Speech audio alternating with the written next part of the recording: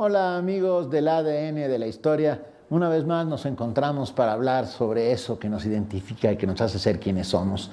Estoy con mi querida Isabel Revuelta. Hola, ¿qué tal? Mi querido Alejandro Rosas. ¿Qué tal? Y estamos aquí desde el Centro de Estudios de Historia de México, CARSO, en pleno corazón de San Ángel. Y hoy vamos a hablar de una de nuestras más señeras instituciones, el Banco. Bravo, Banco de México. Está cumpliendo 100 años y como lo dijiste, creo que es la gran institución, una de las pocas instituciones que a pesar de todos los gobernantes que hemos tenido, permanece.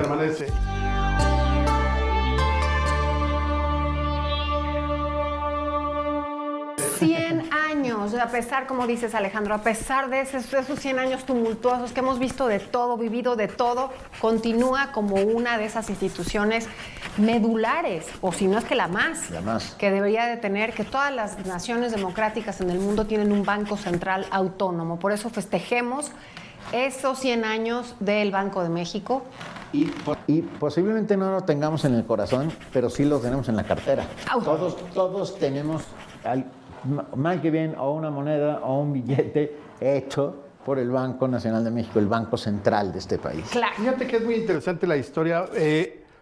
Cuando uno habla de bancos, dices, híjole, tengo que pagar la tarjeta o te da flojera. O sea, no hay manera de pensar, oye, no, es que está increíble la historia de los bancos y de las instituciones crediticias o financieras.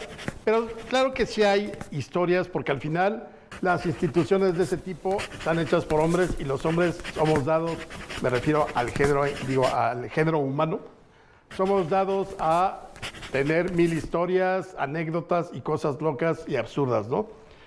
Y yo creo que el Banco de México tiene mucho de eso también, porque estaba leyendo ya desde Iturbide, 1822, cuando él es emperador, ya se estaba pensando en hacer un banco único emisor, que esa es la característica del Banco de México. Es decir, es el que regula a los demás bancos.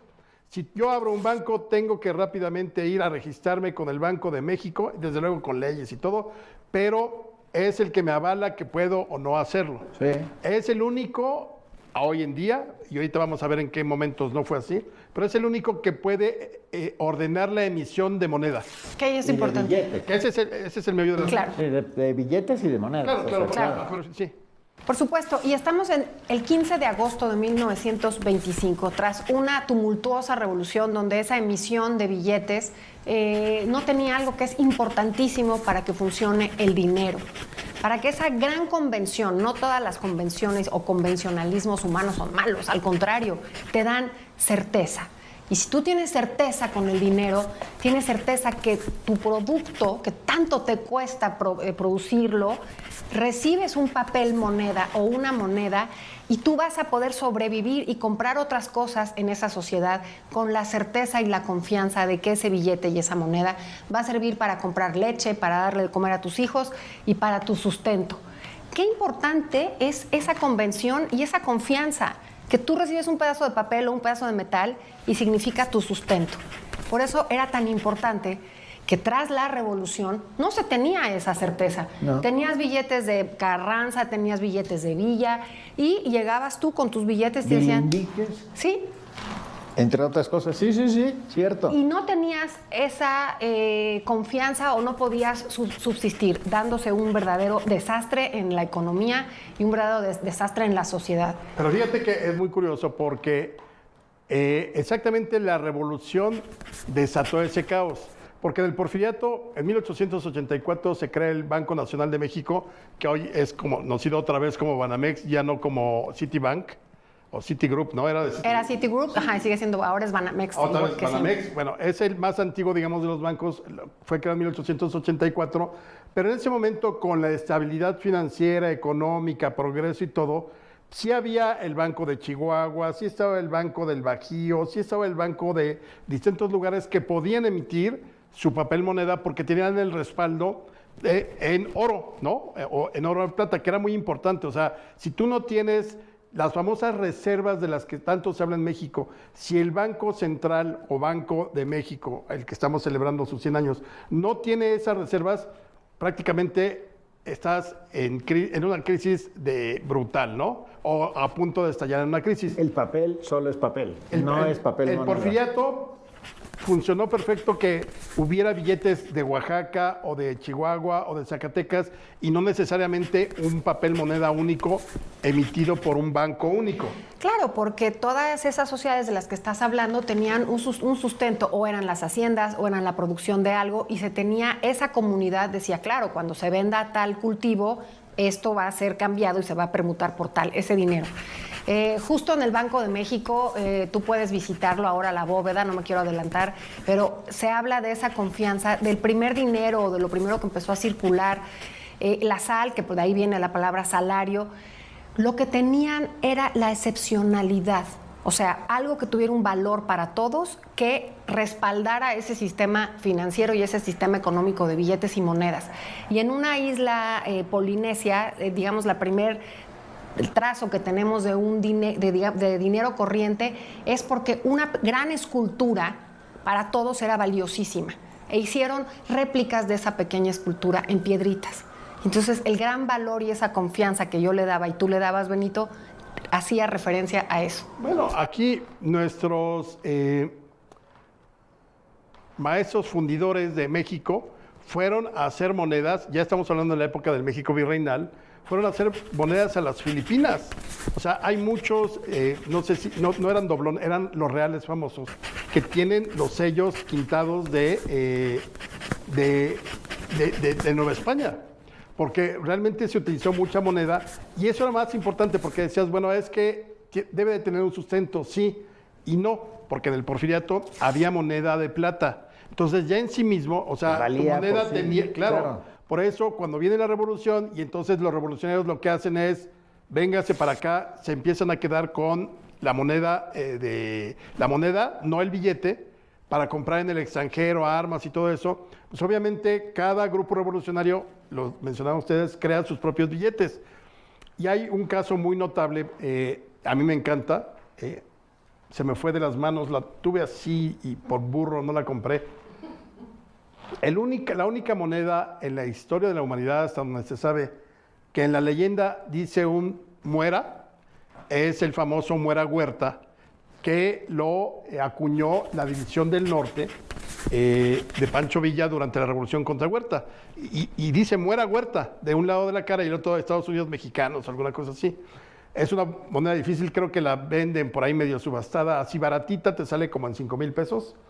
Pero era muy famosa y obviamente si tú eras revolucionario y te agarraban los huertistas con un Muera de Huerta, pues bye. Claro. Y la otra es que en 1916, en este desastre que fue la revolución, como decía Isabel, llega Carranza ya a gobernar después de haber derrotado a los ejércitos de Villa del Bajío, y entonces se le ocurre retirar todas las monedas, porque necesita el gobierno dinero, y deja los billetes, y entonces todo el mundo indignado, ya hay un verso que surge por ahí que dice así: el águila carrancista es un animal muy cruel, se traga toda la plata y caga puro papel. Entonces, probablemente Carranza, cuando lo leen, no, malditos, consíganme ese tinterillo de cuarta, vamos a fusilarlo, recompensa. Y al otro día otro verso, recompensa, ¿y eso con qué se paga? ¿Con lo que el águila come o con lo que el águila caga? ¡Wow! ¡Qué joya! ¡Qué maravilla! Buenísimo. Oye, y justo los estatutos en la Ley Constitutiva del Banco de México del 15 de agosto de 1925. Este libro fabuloso de Eduardo Turrent Díaz, hay una gran iniciativa ahora por hacer difusión.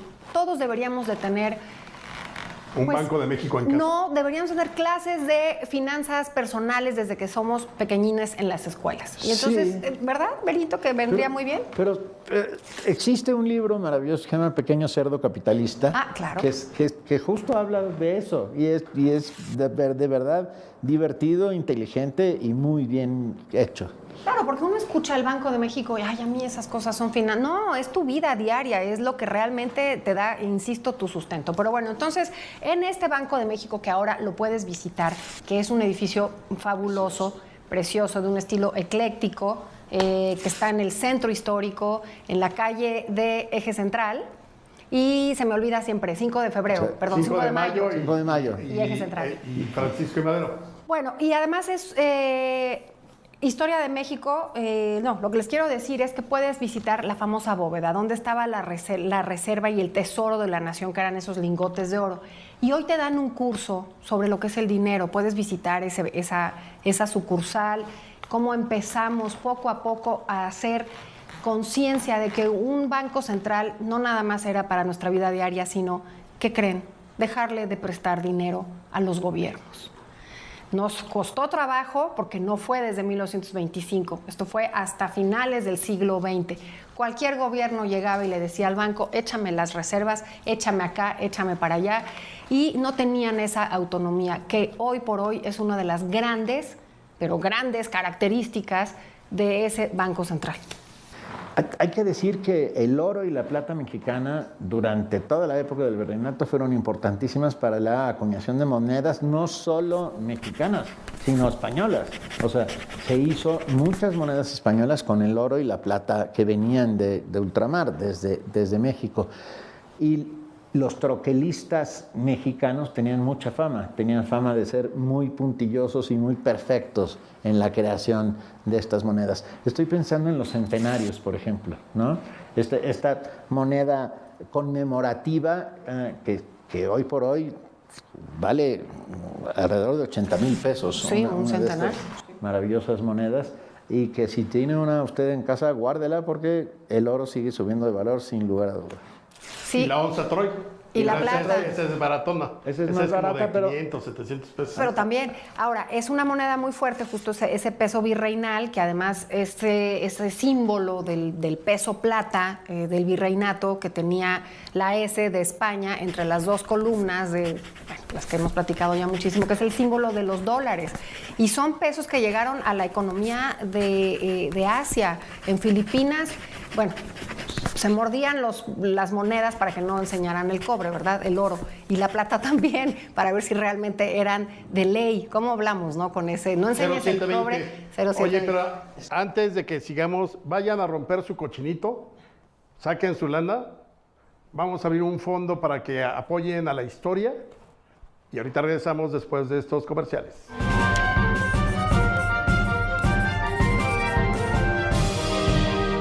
Llegó la gran venta nocturna.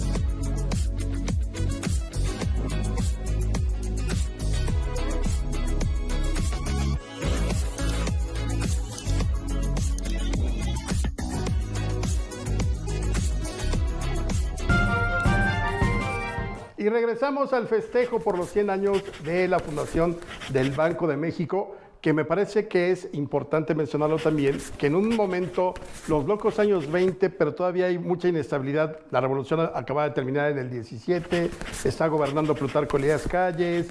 O sea, es un momento como muy difícil porque no hay dinero.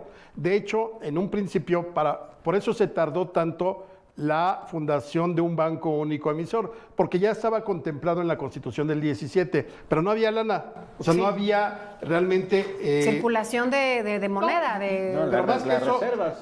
no había reservas. y no había producción.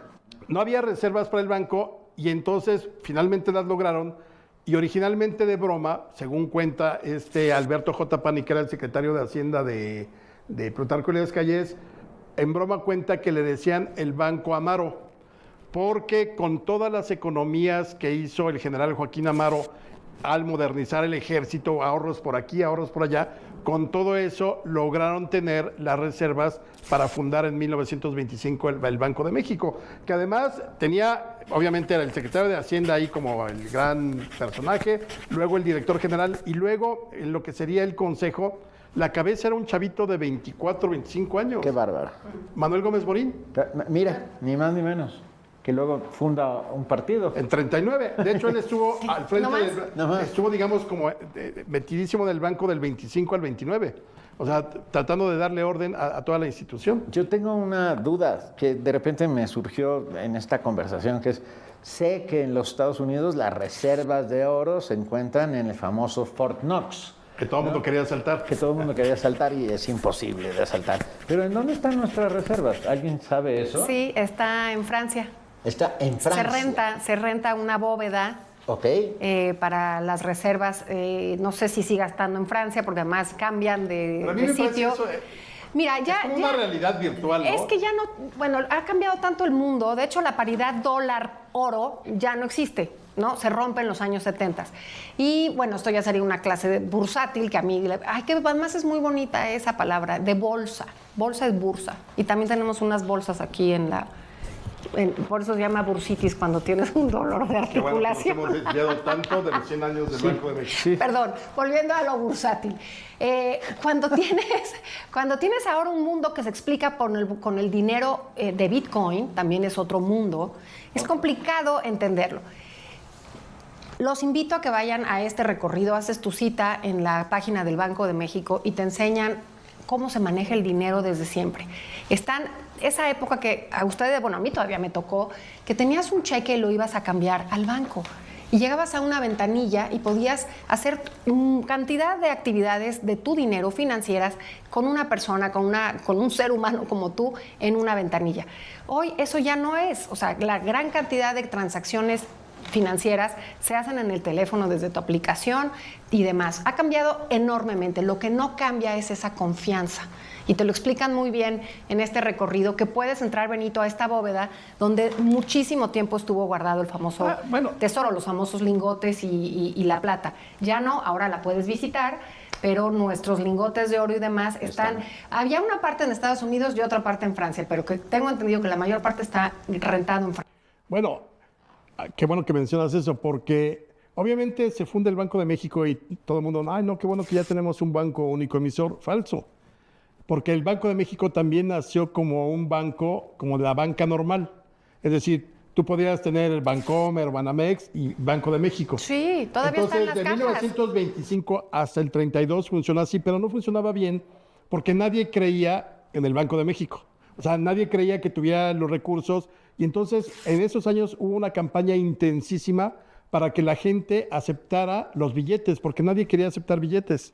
Y se llevaron como 6 años convenciendo a la gente, miren, sí funciona, sí funciona, sí funciona, hasta que con las leyes de 1931-1932 decidieron que ya se acababa, digamos, la función del Banco de México como banco mercantil. Claro. Y Nada más se iba a dedicar a sus 3 cosas, que era el papel, o sea, banco único emisor, todo lo que tuviera que ver con la regulación de los otros bancos, y el otro, también que el banco determinaría los tipos de cambio, la fluctuación libre. nada más y nada menos. Y una de las cosas importantes también es su vinculación con Hacienda, con los impuestos. Todos los marbetes, todos los timbres, todos los prepagos, todo lo que tenga que ver con los dineros del Estado, con los impuestos, también son generados y regulados por el Banco de México.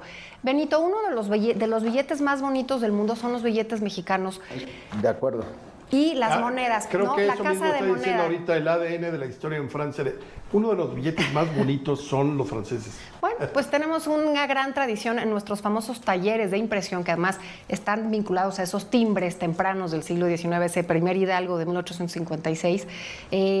Son considerados billetes muy lindos, unas colecciones preciosas. A ver, perdón, el famoso ajolote de 50 pesos es absolutamente coleccionable. Yo tengo amigos que van y cambian mucho dinero por billetes. A mí ese billete, el ajolote nunca me ha caído bien. ¿Por qué? Pero me cae mucho mejor. De ese billete me encanta que esté el Teocalli de la Guerra Sagrada. Sí. Que me parece que es increíble. Y eso hay sí. otro billete donde parece Madero. Es el de 1000, ¿no? 1000 pesos, sí. O sea, eso es como un cheque. O sea, es dinero que es un cheque. Nadie en ningún lugar te lo cambia. Y hay muchísima gente que te pone que no lo aceptan. Y eso es, si te dicen que no, están incurriendo en una un falta, delito. Por eso en un te voy a delito. denunciar y entonces ya perdiste tus 1000 más otros 10,000 por todo lo que vas a perder de tiempo. Benito, la casa de moneda, ¿qué tal nuestras monedas fabulosas desde el virreinato? Nuestras monedas son preciosas y además, perdón, pero tienen un montón de valor. Hay monedas mexicanas, monedas de uso corriente, que han subido de precio Eso sucede en la numismática en el mundo. en el mundo. Yo lo sé, pero bueno, estamos en México y vamos a hablar de monedas mexicanas. A ver, ¿te acuerdas de una así muy buena? Una rara, la que era La de 50 pesos. La de 50 de la Coyolxauhqui que era maravillosa. Muy bonito. Maravillosa. Esa la lanzaron en 1980, si no Por me ahí, recuerdo. sí. No, pero esta que era... Que era Es la hexagonal. hexagonal de 5 pesos. Era preciosa. De 10 Era de Eran 10. 5, ¿no? ¿Era de 10? o de 20. Bueno, ahí están en el Museo del Banco de México, las pueden ver, están todas las colecciones de billetes, de monedas preciosas. Yo me acuerdo de los quintos, Ah, bueno, por 5 supuesto. centavos. ¿No era el que traía a la corregidora? Ah, traía a la corregidora. Oye, Benito, cuéntanos, porque mucha gente no entiende por qué nos caía el 20. Pues, no, bueno, nos cae el 20 porque funcionaban los teléfonos con monedas de 20 centavos. Entonces, si caía el 20, quiere decir que entablabas comunicación. Si no caía el 20, no había comunicación. Oye, ¿y de qué eran? ¿De qué estaban hechos? De cobre. ¿Verdad? 20 de Todavía, cobre. ¿verdad? Incluso hay una novela maravillosa de Fritz Glockner llamada 20 de cobre. Que a él le daban un 20 para ir a la escuela. Y a mí en algún Pero esa era tiempo más grande. Luego era más salió grande. esa como que parecía de plata, no era de plata. Chiquitita. sí. Chiquita. Que era la que a mí ya me tocó en los teléfonos. Y déjenme contarles cómo desapareció la caída del 20 de los teléfonos. ¿Saben cuándo fue? No. Después del terremoto del 85. Que se habilitaron todas Se habilitaron y se dejaron abiertas y gratuitas todas las líneas telefónicas en las calles. No las sabía, calles. ¿No mira, sabías eso? no Podías sabía. llamar Sí. por un tema De seguridad, de sí. seguridad y de solidaridad con aquellos que no podían comunicarse. Qué fantástico, pero Sí, claro. ese fue un gran momento. Un gran momento. Oye, pero a ver, nada más para ahorita regresar otra vez, porque hay monedas muy padres de las que vale la pena hablar. Tú lo decías, Isabel, 1994 fue el momento parteaguas del Banco de México cuando se le otorga la autonomía. Porque imagínense ustedes un presidente como Echeverría que decía la economía se maneja desde Los Pinos. Entonces podían disponer de lo que hubiera en el Banco de México. Cuando les da la autonomía al Banco de México, ya el presidente no podía decir, oye, controla las tasas, préstame tantito para mis obras. No, era autónomo y entonces, por eso la tentación del sexenio pasado de, no, pues vamos a quitarlo de la autonomía, porque creo que le funcionó muy bien a la economía mexicana, que ya cualquier presidente no le pudiera meter mano por cualquier motivo, o sea, y no me refiero a que era para quedárselo, era, pues necesitamos, aquí tenemos un hueco, pues sácale del Banco de México. Eso provocó buena parte de las crisis económicas de los 80s y Sí, 90s. porque se piensa que los gobiernos pueden mandar a imprimir dinero a diestra y siniestra y no es así. Tiene que ser, como se ha hablado en esta reunión, basado en las reservas de oro que justifican que ese dinero tiene un valor correspondido con esas reservas. Se piensa que la gente, más bien la gente piensa eso y los hijos creen que el dinero se da en bacetas. Eso también es muy bonito. Es muy bonito. Eso también ¿Quién no es ha muy dicho, tú crees que el dinero crece de los árboles? Que tengo una maquinita. Tengo una maquinita en la Bueno, y yo te voy a decir una cosa, efectivamente, yo creo que todos de niños tuvimos esa conversación con nuestros padres. Seguramente. ¿Y por qué no imprimen más? Así como la cosa más ¿no? Natural del mundo. Pero bueno, un banco central para evitar esas devaluaciones, para evitar de empresas carísimas para estatales, quebradas, con unas deudas externas tremendas, pero le pasabas por acá y le pasabas por allá. Creo que es una gran institución a la cual le tenemos cierto resquemor. Hay un museo también maravilloso que se llama el MIDE, que es el museo... El MIDE es maravilloso. ¿Verdad? En el antiguo ex convento de Betlemitas. De Betlemitas también, para enseñarnos... Se llama Museo Interactivo de Economía. Es que la economía y el dinero es algo que debemos de entender desde niños. Oye, pero fíjate, ahorita que regresando a las monedas, por ejemplo, hay moneda, el otro día me regalaron una del Templo Mayor que circuló en el 2021 por los 500 años. Ah, mira. Nunca la vi. Yo tampoco la vi. Yo tampoco. ¿Es de las que tiene un aro bicolor? Sí. Ah, ya Que sé son- cuál es. Que sí. son dobles. Todas las del centenario, del bicentenario y el centenario, que era colección, y luego te podías comprar el display, como se le llama, para ponerlas, que eran los caudillos de la revolución, intelectuales y todo, y los de la independencia. Preciosas. Yo esas las junté. Cuando cumplí 12 años, mi madrina me regaló un billete de 100 pesos, que era un dineral, estamos yo hablando del año 72, y lo guardé tan bien que lo perdí. Y lo reencontré como 30 años después en las páginas del Conde de Montecristo. Benito, yo también tengo- qué triste y qué bonito. O sea, qué Sí. triste como niño que no te gastaste tus 100 pesos. ¿En No. qué te los ibas a gastar? Fíjate, yo tengo, no sé por qué, en algún lugar, escarbando cosas por ahí, me encontré bilimbiques, ¿En pero de serio? los que eran del tamaño de los boletos del metro. Chiquitito. Y luego otros del ejército de Obregón. O sea, tenía varios, e igual los tengo en algún libro de la casa. ¿En No, algún? no sé dónde están, pero era maravilloso ver estos. Estaban muy bien hechos, tenían su águila con las alas extendidas, todo. Y decía, por ejemplo, ejército del noroeste o ejército del sur.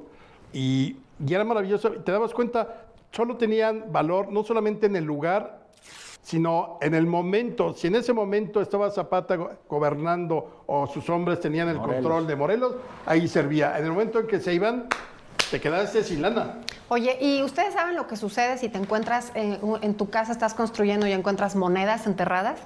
¿Qué sucede? Que bueno, Depende el periodo histórico, no son tuyas. Si son anteriores al siglo, bueno, a 1900 es patrimonio de la nación, es patrimonio histórico y merecen estar en un museo catalogadas. No, pues no las regresas. Nadie las fundes, regresa. como Cortés hizo con las riquezas de oro. Y si se encuentran- Haces tus lingotes.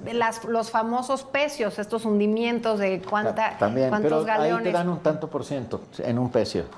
Debe, ¿Pero a qué era el y pecio? depende Un pecio es un barco hundido. de las aguas internacionales y depende si ya está en tu están en aguas nacionales y encuentras un pecio y encuentras un cofre con tesoro, te dan un tanto por ciento de ese tesoro. Exacto, debería, claro. Pero no sé qué tanto por ciento. Y si te encuentras las monedas, hay mucha gente que todavía cree en esos enterramientos, sobre todo en la época de la Revolución, porque lo que se enterraba era justamente el oro y la Supone que plata. En ollas de oro. Sí, cosas. y venden unas maquinitas para andar buscando. Mira, yo he oído por ahí de casos donde decían que la tía no sé qué. Pues la verdad, vete a saber. No lo dudo. O sea, porque también, ¿qué ibas a hacer en la revolución? La banca estaba totalmente... No existía la banca porque No. los pueblos estaban ocupados. Pues tenías que esconderlo. Les he contado varias veces que obviamente es una leyenda, pero que me la creí y me asusté terriblemente en Parras, que fui a dar una conferencia de los 420 años de Casa Madero y no me toca quedarme en la hacienda de San Lorenzo, sino en el pueblito. Y entonces era una de las propiedades de los Madero. No es difícil, todo es de los Madero, pero bueno, me encuentro un folleto donde la cama de la dueña, ¿dónde estaba el tesoro? ¿Dónde había guardado sus monedas? Había fundido en su cama y en el dintel de esa cama matrimonial era de oro macizo. Y la saca la bola de la revolución, la asesinan y fundan esa cama y se llevan muy buena lana. Pero bueno. Ya nos vamos. Si usted tiene una cama hecha de lingotes, cuídala O mucho. sus centenarios. Mi abuelo guardaba sus monedas en un calcetín. ¿En serio? Ay, qué bonito. Pensé que solamente Rico MacPato hacía eso. Ah, pero eran monedas de ahí nos daba el domingo, nuestro domingo. Muchas gracias por acompañarnos en este ADN de la historia. Una vez más, es un privilegio poder estar con ustedes.